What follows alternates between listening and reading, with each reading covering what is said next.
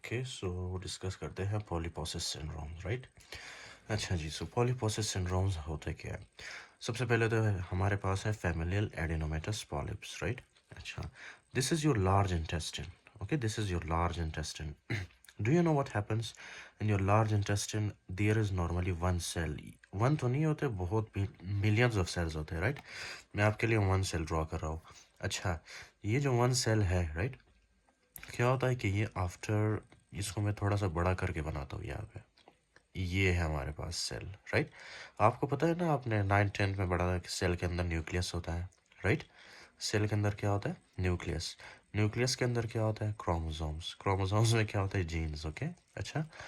सो क्या है कि आफ्टर 24 आवर्स, सिर्फ आपको समझाने के लिए बता रहा हूँ, राइट. आफ्टर 24 आवर्स ये जो सेल है ना हमारे पास, this will divide into two. Okay, this will divide into two. फिर इसके पास भी दो क्रोमोसोम और एक न्यूक्लियस होता है, राइट. इसी तरह से ये क्या होता है कि दो में जब डिवाइड होता है, राइट, तो इसमें क्या होता है? न्यूक्लियस और chromosomes. This is the normal physiology. Okay, fine. और ये करवाता कौन है? APC gene. एपीसी जीन होता है, राइट. एपीसी जीन, राइट, हमारे सेल में.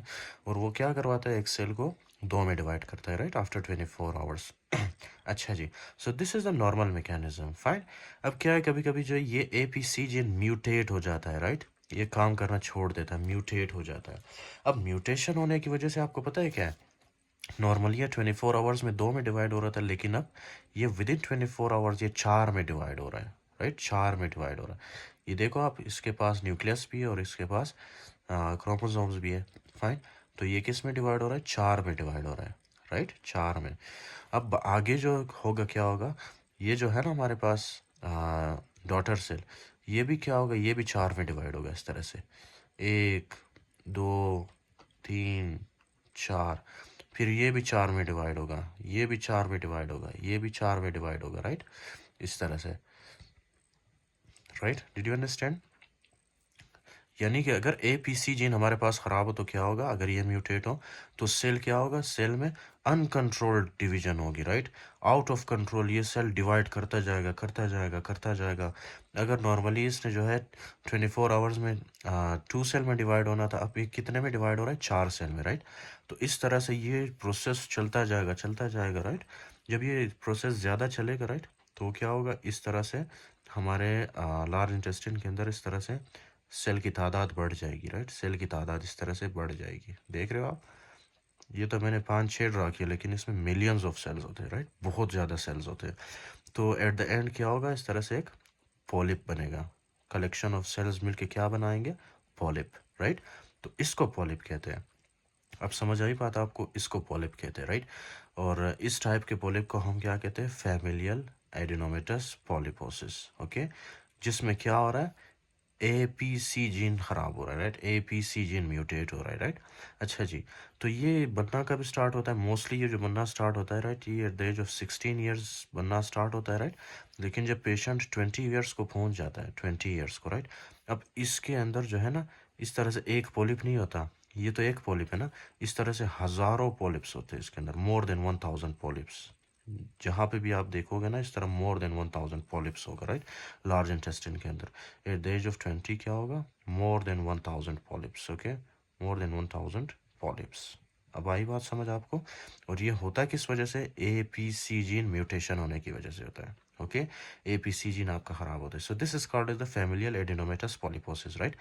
अच्छा, अगर आपने जो है इसको ट्रीट नहीं किया, सो देयर इज 100% चांसेस कि ये कन्वर्ट होगा कोलोरेक्टल कार्सिनोमा में. कोलोरेक्टल कार्सिनोमा में, कोलोरेक्टल कैंसर में कन्वर्ट होगा. यानी कि लार्ज इंटेस्टिन का कैंसर होगा अगर आपने इसको ट्रीट नहीं किया, इस पॉलिप्स को, राइट. तो इसको कोलेक्टमी के जरिए ट्रीट करते हैं. I will discuss that in the book, right. So you just need to remember कि फैमिलियल एडिनोमेटस पॉलिपोसिस किसको कहते हैं? जब एपीसी जीन म्यूटेट हो और सेल डिवाइड करता जाए, करता जाए, करता जाए, right, uncontrollably, without any control वो डिवाइड करता जाए. Okay, so that condition is called as the familial adenomatous polyposis. अब नेक्स्ट क्या है हमारे पास? नेक्स्ट है Gardner syndrome, right. Gardner syndrome में भी क्या होता है? इसमें भी फैमिलियल एडिनोमेटस पॉलिपोसिस होता है, राइट. फर्स्ट थिंग, यानी इसका मतलब है कि हमारे कोलोन के अंदर किस क्या होता है? इस तरह से पॉलिप्स बनते हैं. हज़ारों पॉलिप्स बनते हैं, राइट, मोर देन 1,000 पॉलिप्स इस तरह से बनते हैं लार्ज इंटेस्टाइन के अंदर, ओके। और ये बहुत ही अजीब होता है, राइट।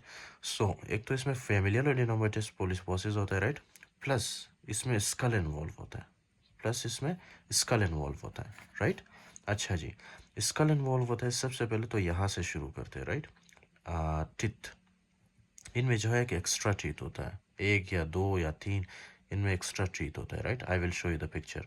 फिर उसके बाद है ऑब्वियसली इनका क्या कहते हैं इसको, स्कल, ओके। इनका स्कल एब नॉर्मल होता है, एब नॉर्मल स्कल होता है, राइट, एब नॉर्मल स्कल होता है इनका। I will show you the picture also. फिर नेक्स्ट है यहाँ पे आइस। डू यू नो ये आइस है, राइट। आइस, आइस को मैंने यहाँ पे ड्रॉ किया है, आइस को मैंने यहाँ पे ड्रॉ किया, राइट। आइस इस तरह से दिखता है, राइट।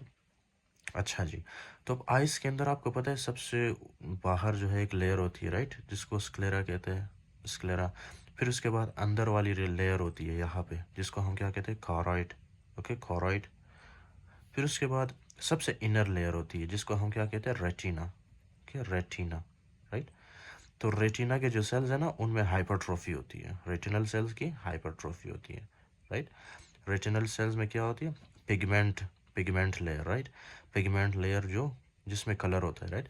तो उनकी क्या होती है, हाइपरट्रोफी। तो अच्छा, ये चीज़ें हमें किस में मिलती है, गार्डनर सिंड्रोम में, राइट। इसका मतलब है कि फैमिलियल एडेनोमेटस पॉलिपोसिस प्लस स्कल एब्नॉर्मेलिटीज, राइट, किस में मिलती है, गार्डनर सिंड्रोम में। समझ आई बात आप। So the next one is called is the Turcotte syndrome, right. अब टर्कोट सिंड्रोम में क्या है, इसमें भी वही है, फैमिलियल एडिनोमेटस पॉलिपोसिस, यानी इसमें आपको कॉलोन में पॉलिप्स मिलेंगे इस तरह, राइट, मोर देन 1,000 पॉलिप्स, इस तरह से पॉलिप्स मिलेंगे आपको।